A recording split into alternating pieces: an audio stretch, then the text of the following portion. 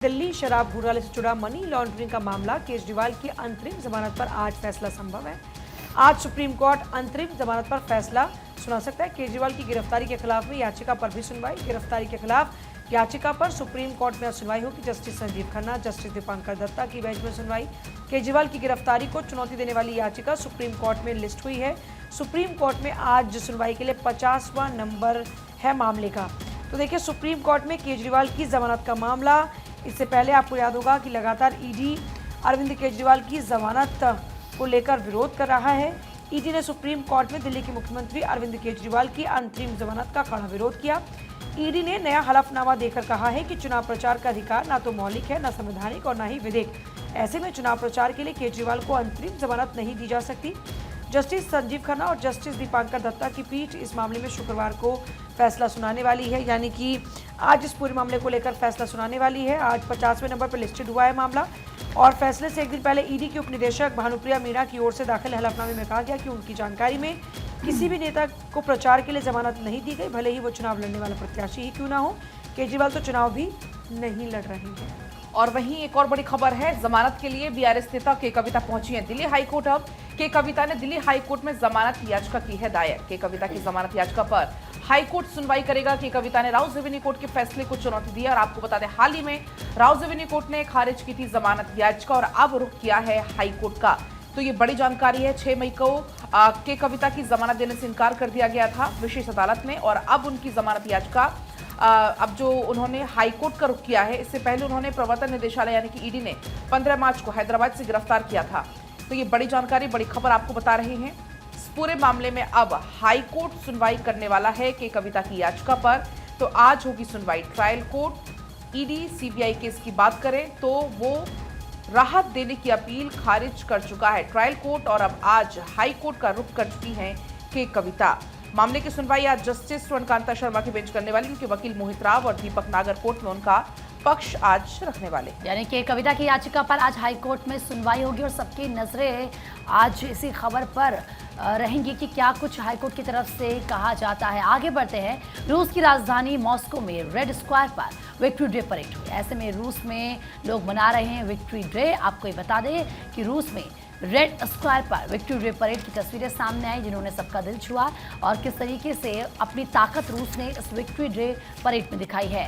रूसी president Vladimir Putin parade में शामिल हुए। बेलारूस, कजाकिस्तान, किर्गिस्तान के नेता भी इस दौरान वहां पर मौजूद रहे और ये तस्वीरें इस वक्त आपकी टीवी स्क्रीन पर भी आप देख सकते हैं, जब ये रूस की जो सेना है विक्ट्री डे परेड में अपनी ताकत का प्रदर्शन करती हुई नजर आई और दुश्मन देशों में, क्योंकि देखिए रूस लगातार यूक्रेन के साथ जंग लड़ रहा है और ऐसे में एक स्ट्रॉन्ग मैसेज यहाँ से ना सिर्फ आप ये कहिए कि यूक्रेन को, बल्कि उन देशों को जो रूस की तरफ टेढ़ी नज़र रखते हैं या फिर जिनके साथ रूस के सही संबंध नहीं है, उनको भी यहाँ से रूस की तरफ से संदेश देने की कोशिश की गई है। बिल्कुल, और दोबारा से राष्ट्रपति पद की शपथ लेने के बाद ये विक्ट्री डे और इसके एक अपने मायने हैं कूटनीतिक तौर पर भी। फिलहाल आगे बढ़ेंगे। ऑस्ट्रेलिया सरकार ने स्टूडेंट वीज़ा को लेकर के फैसला लिया है। फंड बढ़ा दिया गया है। कनाडा के बाद ऑस्ट्रेलिया ने भी अपने फंड में इजाफा किया है।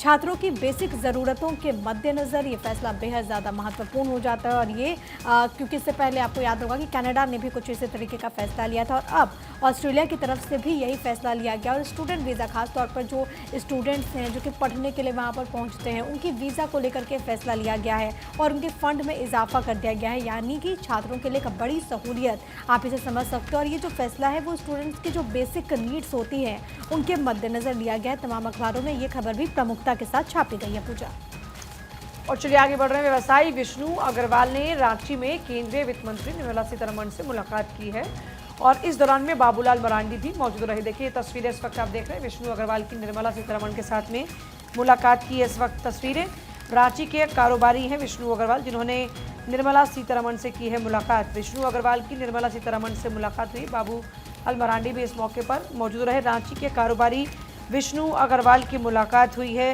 निर्मला सीतारमण के साथ में। और देखिए तस्वीरें भी इस वक्त आप देख रहे हैं। एक तो चुनाव का माहौल है, इस बीच मुलाकातों के कई मायने निकाले जा रहे हैं। फिलहाल ये तस्वीरें विष्णु अग्रवाल की, निर्मला सीतारमण देश के वित्त मंत्री, उनके साथ में तस्वीरें इस वक्त आप देख रहे हैं और लगातार आप देखिए चर्चाएं कई तरह की चल रही। बाबूलाल मरांडी भी इस मौके पर मौजूद रहे।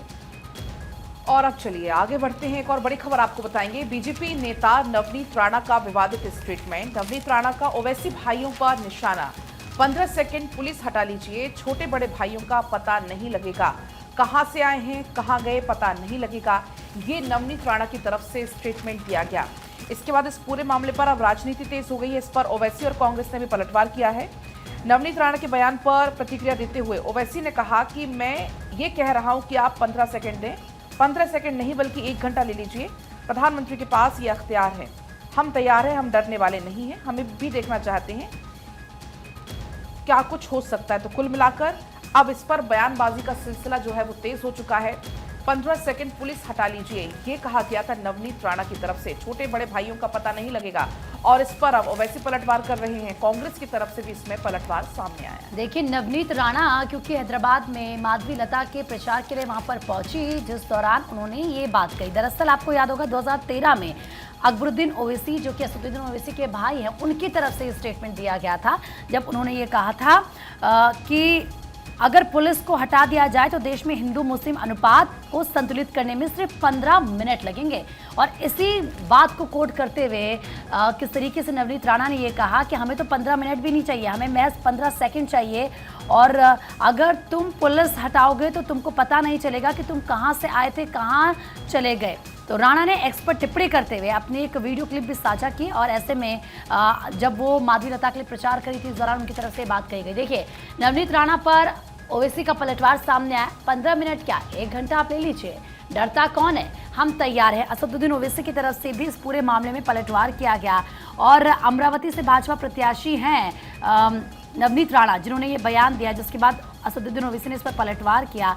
और अब असदुद्दीन ओवैसी ने ये बात कही है कि किस तरीके से आप 15 सेकंड क्या, हम कह रहे हैं कि आप 1 घंटा ले लीजिए, हम भी ये देखना चाहेंगे कि कितनी इंसानियत बची है या नहीं, कौन डर रहा है, कौन रोक रहा है। दिल्ली में आपका प्रधानमंत्री है, आरएसएस आपका है, सब कुछ आपका है, हमें बताइए कि कहाँ आना है, हम आएंगे। दोनों की तरफ से किस तरीके से इसमें वार पलटवार किया गया, क्या बयान दिया गया, सुनिए। छोटा भाई बड़ा भाई ना, छोटा और बड़ा। छोटा बोलता है कि पुलिस को 15 मिनट हटा दो, तो हम दिखाएंगे बोले कि क्या कर सकते हैं। छोटे को मेरा कहना है, तेरे को 15 मिनट लगेंगे छोटे, और हमको सिर्फ 15 सेकंड लगेंगे। 15 सेकंड पुलिस को हटाया, 15 सेकंड अगर पुलिस को हटाया तो छोटे को बड़े को ये पता नहीं लगा कहां से आया और कहां को गया। सिर्फ 15 सेकंड लगेंगे हम लोगों को, जिस दिन हम मंच पे आ गए। बिल्कुल बिल्कुल, मोदी जी को मैं बोल रहा हूँ कि 15 सेकंड दे दीजिए आप, बिल्कुल 15 सेकंड दे दीजिए। आप क्या करेंगे, अखलाक का हाल करेंगे, जैसा मुख्तार को किया वही करेंगे, या पीलू खान या फिर अपने रकबर, बिल्कुल आप दे दीजिए। मोदी जी के पास इख्तियार है, दे दीजिए 15 सेकंड। 15 सेकंड ने बल्कि 1 घंटा ले लीजिए ना। हम भी देखना चाह रहे हैं कि आप में कितनी इंसानियत अभी बाकी है या नहीं है। करिए, कौन रोक रहा है आपको। दिल्ली में प्रधानमंत्री आपका, आरएसएस आपकी, सब चीज आपका है, करिए। कौन रोक रहा है आपको, बोलते क्यों है, करिए ना। बल्कि हमको बता दीजिए कहाँ पे आना, हम आ जाते हैं। तो 2013 में इस विवाद की शुरुआत उनके भाई ओवैसी के भाई ने की थी, यहाँ पर अकबरुद्दीन ओवैसी ने। और उसी के बाद जब यहाँ पर प्रचार प्रसार करने के लिए पहुंची नवनीत राणा, तो उन्होंने इसको लेकर के हमला बोला। हालांकि इस पूरे मामले में विपक्ष कह रहा है कि खास समुदाय को टारगेट करने की बात कही जा रही है, लेकिन नवनीत राणा का कहना है कि उनका ये स्टेटमेंट ओवैसी बंधुओं को लेकर के ही था। आगे बढ़ेंगे। अब एक और अहम खबर, घटती आबादी पर गिरिराज सिंह का स्टेटमेंट सामने आया। घटती आबादी चिंता का विषय है, ये केंद्रीय मंत्री गिरिराज सिंह ने कहा। इसकी जिम्मेदार कांग्रेस पार्टी है। भारत को इस्लामिक स्टेट बनाने की कोशिश की जा रही है। गजवाए हिंद की तैयारी में विपक्षी दल है। अब एक रिपोर्ट दरअसल सामने आई थी प्रधानमंत्री की, जो आर्थिक सलाहकार परिषद की रिपोर्ट है, उसमें कहा गया था कि साल 1950 से लेकर के 2015 तक मुसलमानों की जो आबादी है वो बढ़ी है, लेकिन हिंदुओं की आबादी घटी है। अब इसी को लेकर के तमाम रिएक्शन सामने आ रहे हैं, विपक्ष इसको लेकर के तमाम तरह के आरोप लगा रहा है। इसी बीच केंद्रीय मंत्री गिरिराज सिंह का ये हमला भी सामने आया है, जिसमें वो कांग्रेस को सीधे तौर पर जिम्मेदार ठहराता है और तमाम अखबारों ने इस खबर को प्रमुखता के साथ उठाया है। मेरे पास इस वक्त एनबीटी और एनबीटी ने पेज नंबर 17 पर इस खबर को जगह दी है, जिसमें लिखा है कि आबादी वाली रिपोर्ट पर बीजेपी बोली इस्लामी देश बनाना चाहती है कांग्रेस। चौथी फेज की वोटिंग से पहले विपक्षी दलों ने रिपोर्ट को बताया है चुनावी चाल। और इसमें अगर हम बात करें तो इस रिपोर्ट में कहा गया है, जो प्रधानमंत्री की आर्थिक सलाहकार परिषद है उसकी रिपोर्ट जो जारी हुई, इसमें कहा गया है कि भारत में 1950 से लेकर के 2015 के बीच हिंदू आबादी का हिस्सा 7.82% घटा है। मुसलमानों की आबादी 43.15% बढ़ी है। इसी को लेकर के केंद्रीय मंत्री गिरिराज सिंह ने कहा कि देश में हिंदू आबादी में तेजी से गिरावट आ रही है, ये सब कांग्रेस पार्टी की तुष्टीकरण की राजनीति के वजह से हुआ है। तो वहीं तृणमूल कांग्रेस और कांग्रेस ने इस पूरे रिपोर्ट को लेकर के सवाल उठा दिया है। पूजा, और चलिए आगे बढ़ते हैं। हरियाणा में सियासी हलचलें हो रही हैं तेज और बीजेपी के संपर्क में है विपक्ष के 8 विधायक। सोर्सेज के हवाले से बड़ी जानकारी, जेजेपी के 5 और कांग्रेस के 3 विधायक संपर्क में है। जल्द ही समर्थन की घोषणा कर सकते हैं 8 विधायक। देखिए, हरियाणा में उस वक्त सियासी हलचलें पैदा हो गई जिस दौरान में निर्दलीय विधायक कहते हैं कि हम तो हुड्डा साहब के साथ हैं, और हुड्डा साहब के साथ में आकर उनकी तरफ से जो अपना समर्थन बीजेपी के साथ में था उसको हटाया गया, जिसके बाद सरकार के अल्पमत को लेकर विपक्षी पार्टियों ने हमला बोलना शुरू कर दिया। यहाँ तक कि जेजेपी जो गठबंधन में रही, उस जेजेपी ने भी लगातार ये दावा किया कि हुड्डा साहब आगे बढ़ाए कदम। दिग्विजय चौटाला ने कहा कि हुड्डा साहब बढ़ाएं आगे कदम और सरकार को गिराने के लिए हम उनका साथ देंगे। और इस पर जेजेपी और कांग्रेस भी आपस में भिड़ते हुए नजर आए, लेकिन बीजेपी ने कहा कि हमें खतरे कोई बात नहीं है, क्योंकि हमारे पास कई आप ही के ऐसे विधायक हैं जो संपर्क में हैं। इस तरह की जो सियासी बयानबाजियों का दौर शुरू हुआ। इस बीच हरियाणा में सियासी हलचलें तेज हो चुकी हैं और खबर यह है कि जेजेपी के 5 और कांग्रेस के 3 विधायक संपर्क में हैं। जल्द समर्थन की घोषणा कर सकते हैं 8 विधायक। और देखिए, कांग्रेस ने इस वक्त राज्यपाल से मिलने का समय मांगा है और मनोहर लाल ने जेजेपी विधायकों को साधने की कोशिशें शुरू कर दी हैं। 10 मई को मिलने का समय राज्यपाल से मांगा है विपक्षी पार्टियों ने। तीनों दलों ने सीएम राज सिंह सैनी के इस्तीफे और प्रदेश में राष्ट्रपति शासन की सिफारिश की मांग की है। भाजपा ने भी सरकार बचाने के लिए जोड़तोड़ शुरू कर दी है और पूर्व मुख्यमंत्री मनोहर लाल ने पंचायती राज मंत्री महिपाल ढांडा की पानीपत स्थित आवास पर जेजेपी के 3 विधायकों के साथ में 1 घंटे बंद कमरे में बैठक की है। नेता प्रतिपक्ष कांग्रेस के भूपेंद्र हुड्डा ने भिवानी में कहा कि कांग्रेस सभी विधायकों की परेड कराने को तैयार है और जेजेपी भी अपने 10 विधायकों को चंडीगढ़ लेकर पहुंची। जेजेपी नेता दुष्यंत चौटाला ने सदन में शक्ति परीक्षण की मांग करते हुए भाजपा पर हॉर्स ट्रेडिंग के आरोप लगाए और इनेलो के इकलौते विधायक अभय सिंह चौटाला ने बहुमत साबित कराने के लिए राज्यपाल से सत्र बुलाने की अपील की है। तो इस वक्त ये सियासी हालात हरियाणा में बने हुए हैं। आईएनएलडी के 1 विधायक हैं खुद अभय सिंह चौटाला।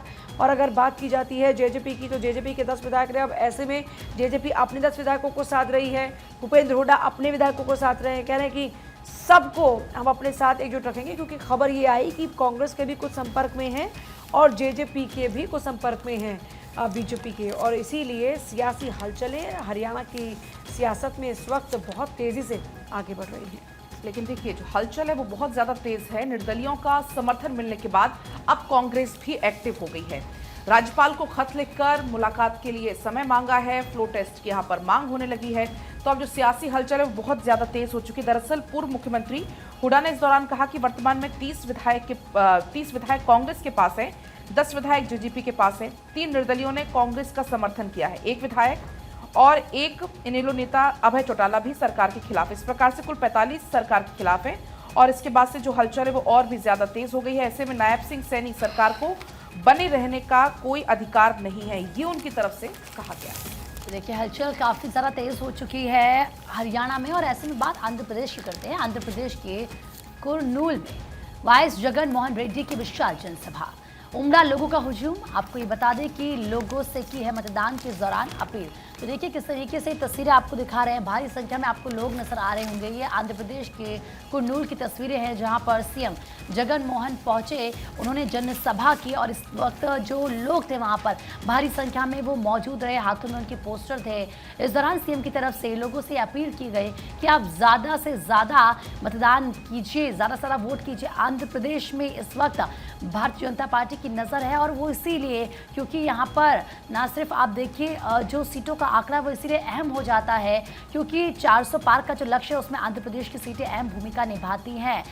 पिछले चुनाव की अगर आप बात करेंगे तो इतना अच्छा प्रदर्शन बीजेपी का नहीं था। सीधे आपको केदारनाथ की तस्वीरें दिखा देते हैं, वहाँ पर कपाट खुल चुके हैं। ये देखिए बड़ी संख्या में यहाँ पर श्रद्धालु और वो लम्हा, वो घड़ी जिसका इंतजार लगातार लोग कर रहे थे, और मुख्यमंत्री पुष्कर सिंह धामी भी यहाँ पर मौजूद। 7 बजे का वक्त था और जैसा कि हमने आपको बताया था, देखिए मुख्यमंत्री पुष्कर सिंह धामी आपको इन तस्वीरों में नजर आएंगे। और क्योंकि इस बार की अगर बात करें तो बड़ी तादाद में कहा जा रहा है कि 22 लाख ऐसे श्रद्धालु जिन्होंने अभी तक रजिस्ट्रेशन करा लिया, और वहाँ पर 4 धाम यात्रा को लेकर के तमाम तरह के बंदोबस्त। और इसी बीच ये तस्वीरें इस वक्त हम आपको केदारपुरी से दिखा रहे हैं, जहाँ पर इस वक्त कपाट खुल चुके हैं। भक्तों की बड़ी तादाद, और इससे पहले भी हजारों हजार की तादाद में जो भक्त आज के दिन के लिए यात्रा करने के लिए गौरीकुंड पहुंच गए थे। और उसके बाद जैसे ही कपाट खुले वहां पर जय घोष एक तरीके से सुनाई दिया, और उसके बाद मुख्यमंत्री पुष्कर सिंह धामी जिन्होंने पूजन अर्चन किया, और उसके बाद अब विधिवत तौर पर तमाम जो भक्त हैं वो दर्शन पूजन करते हुए इस वक्त भारत 24 आप तक ये तस्वीरें पहुंचा रहा है। केदारनाथ के कपाट खुल चुके हैं और भक्तों ने एक लंबा क्योंकि इंतजार किया था,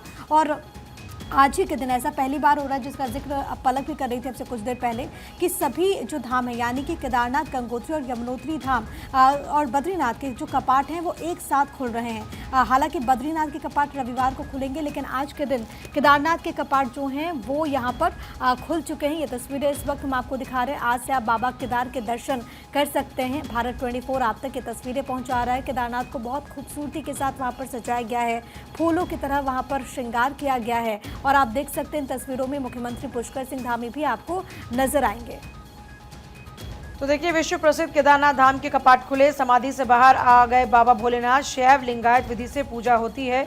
अभी केदारनाथ धाम के कपाट खुल चुके। बाबा केदारनाथ 6 महीने समाधि में रहते हैं। मंदिर के कपाट बंद होने के अंतिम दिन चढ़ावे के बाद 1.25 क्विंटल भभूति चढ़ाई जाती है, और कपाट खुलने के साथ ही बाबा केदारनाथ समाधि से जागते हैं। तो बाबा केदारनाथ समाधि से जाग चुके हैं। तय मुहूर्त के मुताबिक ही विधि विधान धार्मिक परंपरा के मुताबिक केदारनाथ रावल भीमा शंकर लिंग, मुख्य पुजारी शिव शंकर लिंग, ये जो हैं प्रशासन BKTC अधिकारी और हकदारियों जो हैं उनके स्थानीय, इसके साथ साथ जो स्थानीय लोग हैं उनकी मौजूदगी, प्रशासन की मौजूदगी के साथ ही मुख्य द्वार का जो ताला है वो खोला गया। इसके बाद गर्भगृह का द्वार खोला गया।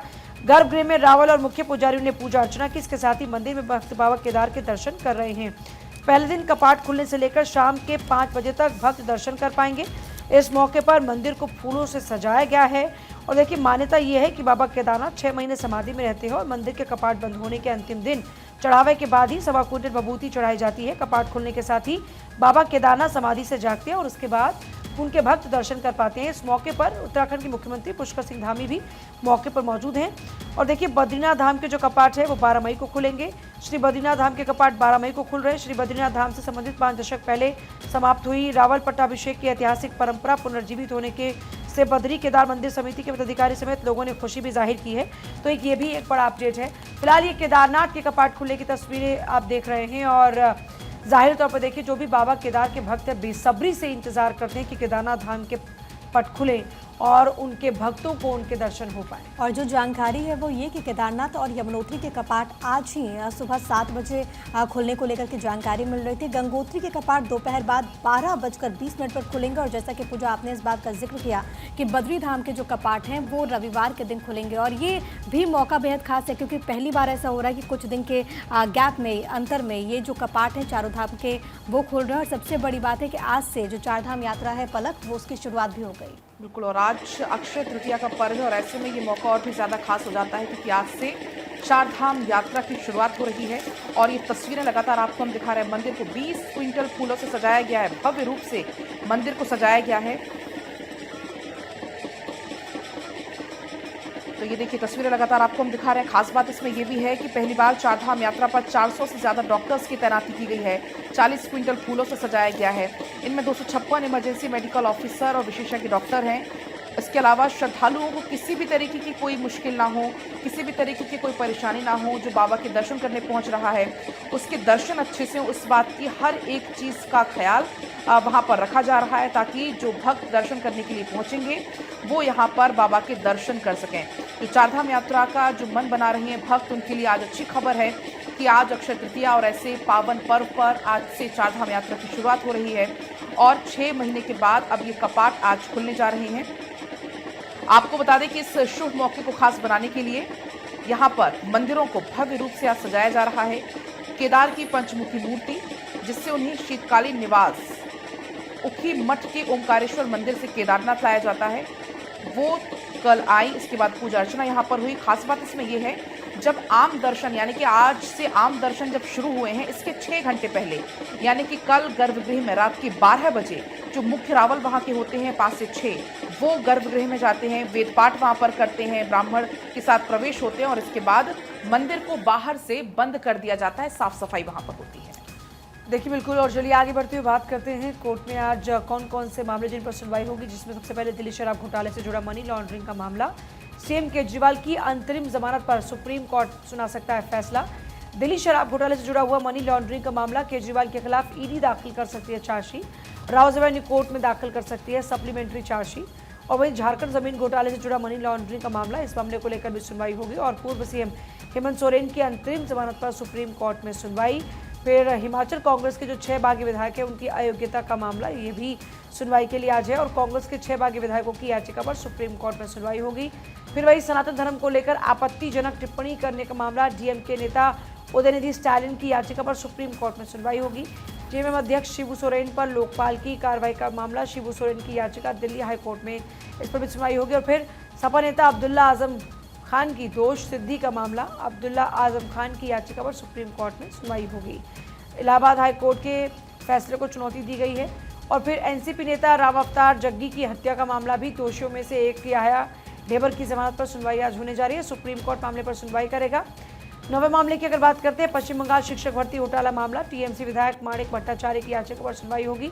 सुप्रीम कोर्ट मामले पर सुनवाई करेगा। इससे पहले सुप्रीम कोर्ट ने हाईकोर्ट के आदेश पर रोक लगा दी थी। और वहीं गोवा कांग्रेस के प्रमुख गिरीश चोडनकर की याचिका पर सुप्रीम कोर्ट सुनवाई करेगा। बॉम्बे हाईकोर्ट के फैसले को चुनौती दी गई है और हाईकोर्ट ने विधानसभा अध्यक्ष के फैसले को बरकरार रखा था। फिर पश्चिम बंगाल पशु तस्करी से जुड़ा हुआ मामला भी, टीएमसी नेता अनुब्रत मंडल की जमानत पर सुप्रीम कोर्ट में सुनवाई होगी। और 12वें मामले की अगर बात करते हैं तो मुजफ्फरनगर का चर्चित थप्पड़ कांड मामले पर सुप्रीम कोर्ट सुनवाई करेगा। इससे पहले कोर्ट ने मुस्लिम छात्रों को काउंसलिंग नहीं देने पर नाराजगी भी जताई थी।